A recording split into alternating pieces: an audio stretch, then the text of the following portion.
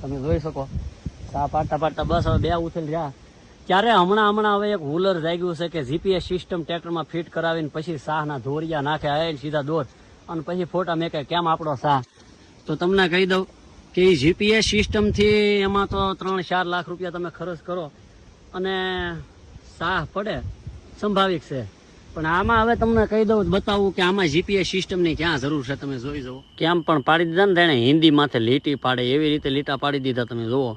અને આ જીપીએસ કોને આપણે જ બનાવ્યું ને માણસે બનાવ્યું. તો માણસ હરખા સાહ ન પાડીએ કે આને કહેવાય જીપીએસ ના મુંડા માથે પાણો માર્યો ભાઈઓ બહેનો.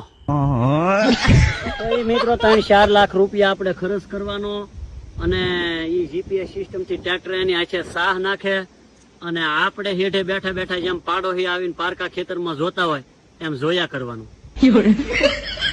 ઈ આપણને ન ફાવે. વિદર જ ન વળે, મોટા વિદર જ ન વળે. હાથે ન પાડી ત્યાં લગી વિદર જ ન વળે. ઈ પૈસા વાળાનું બધું કામ છે.